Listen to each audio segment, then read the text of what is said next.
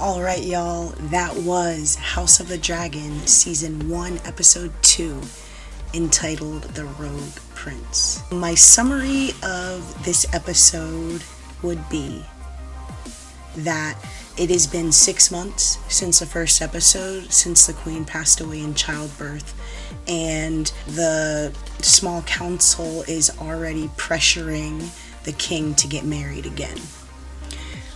I know that the Targaryens and the Valerians family are like the blood of old Valyria.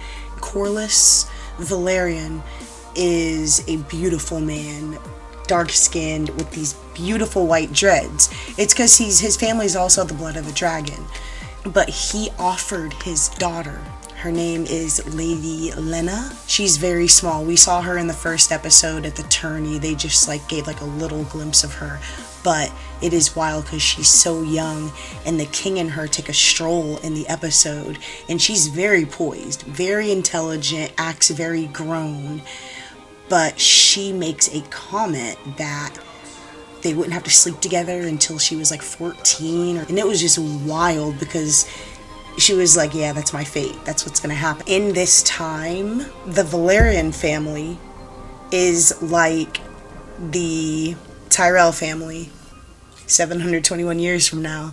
The Tyrell family was super rich, The king, Viserys, marrying Lena Valerian would be they both have the blood of the dragon, and they're rich, and dad's already on the small council, so it would be a very good fit, and all his people were this would show a united front. These people are trying to invade on us, and we gotta show them we ain't nothing to play with. And the king really, really wanted to play it safe, but he also is in mourning. He chose to, I don't want to say sacrifice his wife, but the doctor, the maester, was like, hey, if you give me the word, it's either save your wife or save the baby at this point. The baby's breech, we don't know what to do. So he chose to save the child, and they both passed away, which is tragic. It's so sad. But he's in mourning. Him and his daughter Rhaenyra haven't been talking. In the hand of the king, his daughter and Rhaenyra are best friends. First off, the show is making sure we see the bond in the relationship between these two girls. Day she passes away, Alicent, the hand of the king's daughter, is in the king's chambers reading to him or just sitting with him so he's not alone.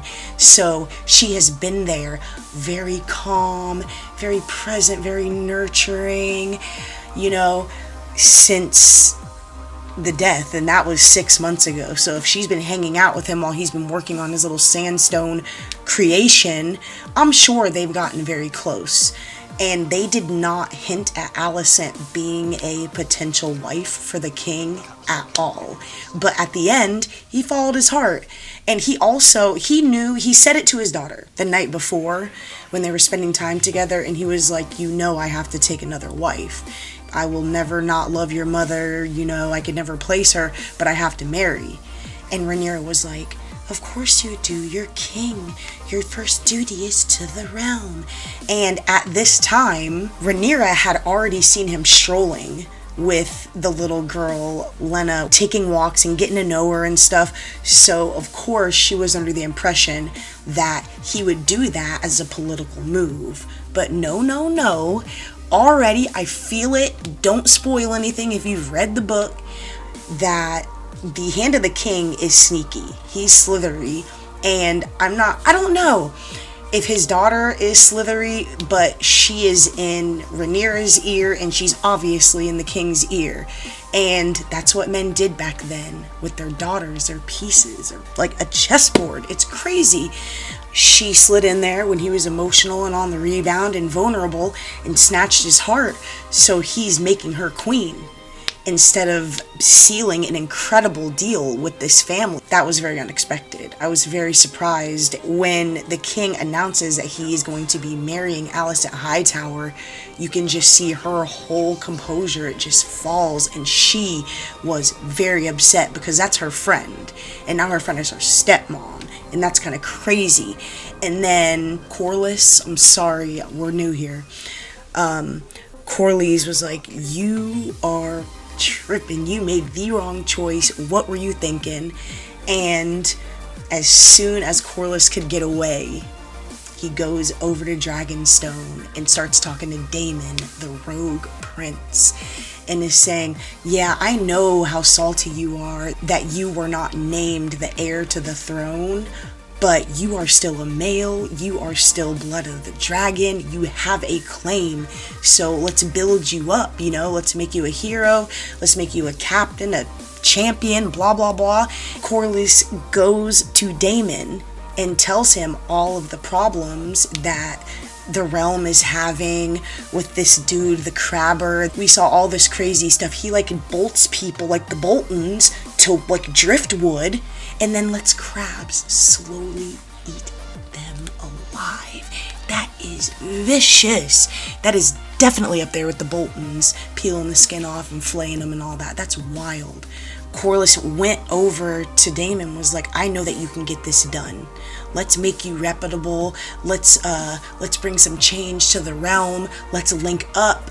I got my ships, I got whatever, you got your peoples, let's do this. So I'm very excited to see what's going to happen in the upcoming episodes with, number one, Corlys being a very close person to the king and being on the small council, and without permission from his king, he's going to get outside help. So Corlys is definitely going to face some repercussions for this. Other things that happened in the episode was just like to puff himself up, Before all that happened, Daemon sent a letter to his brother and invited him to a wedding and said that he had taken a new wife and that she was expecting a child and that the wedding was in 2 days. And he also said, I didn't know this, but I guess there's a tradition with the Targaryens that they put a dragon egg, and I'm guessing they'd have to put some heat too, because those dragon eggs need heat to stay nesting or whatever the right temperature, because they're dragons. But they would put the egg in the cradle with the babies, and it's just a tradition of the house. And he stole an egg when he got exiled or got kicked out of King's Landing or whatever. And he also was not permitted to take Dragonstone, he just went there. And Dragonstone is the ancestral home of the Targaryens. I know we're only 2 episodes in, but this king is not very assertive, he's not very bold. I would think, and I'm sure we'll see it, I already feel it in Rhaenyra, but I just felt like he would be on fire, so to speak. Very aggressive, very abrasive, I don't play, we're the dragon people, we're gonna show them, burn them all, or whatever. But I just don't see that from him right now. But he's also mourning, but he could have came out of that angry and aggressive and handled all this stuff with these ports potentially being taken and occupied by pirates, and they don't want that, and I understand that. Another thing that happened in the episode was Rhaenyra, she's the cupbearer for the small council, and the conversation they were having, obviously it was getting a little too personal, and they really didn't want her in the room. But then, as the heir, and by right, she voiced an opinion, and the other men weren't very happy about it, but she was confident, she had a plain vision, she stated it, and they shot her down and asked her to leave, and they took her to pick out a new Kingsguard, a white cloak, which would also be the captain of it, I guess, and her personal guard. And in the first episode, we saw them have the tourney where the horses, they do all that. And they were talking about this kid, Christos, quite a bit. And I think she actually gave him her favor. That was really sweet. And she made facts. She was just dropping facts, because they're at a time of peace right now where we're seeing them. And there have not been many wars, there have not been many battles. And in that line, Christos was the only one that had actually seen battle. So he's probably hurt people, he's probably been in situations where he had to act on instinct, and that doesn't come until you've been in those situations where you've had to do that. And I think that's a very logical reasoning behind picking him, and he wasn't too bad on the tourney either, whatever. And he's kind of cute, so Rhaenyra definitely will not be bothered by having him around. But I also felt some vibes between Rhaenyra and Alicent. I kind of felt that Rhaenyra had a crush on Alicent. And I'm sure if that's actual, we'll learn in time. But it's also just the fact that if he has been hand to the king, to her father, they definitely grew up together, Rhaenyra and Alicent. They could just be super best friends, or they could be sweet on each other unspoken. I don't know, but I did feel that vibe, and if it plays itself out, I said it in episode 2. Thinking back, there was that moment where Viserys, his sand sculptures, one of the dragons toppled over and it broke, and she went and got it mended, you know? And he's a dragon, and it was a mended dragon, and it really was a comfort for him. Thinking back, I do see that representation now. Also, I'm curious, is the dagger that they showed in the first episode and the one that the king had, is that the same dagger that we saw in Game of Thrones? I'm rusty on Game of Thrones, but I'm pretty sure Littlefinger, it was stolen, and Littlefinger won it in a poker game, or he stole it from somebody and claimed that, but that was the dagger that took out the Night's King, you know? So that is so cool. That is so cool. Like, it's just been honed like on the hip of Targaryens and just greatness for years, until it was right in Arya's hand to save the world. It's really, really cool. But in that same scene, I'm pretty sure there was like some foretold Song of Ice and Fire or Song of Fire and Blood type of stuff being told anyway. I definitely have to watch the episode back. More is making sense. Like, my mind has been so out of the world of Game of Thrones, and now that it's back on, I feel like I need to watch back the old show just to get, now that the new show is back on, I just feel rusty in the world of it. But what's really cool is I do have the book Fire and Blood, and I found it at a surplus store for $2. So I definitely should get working on that.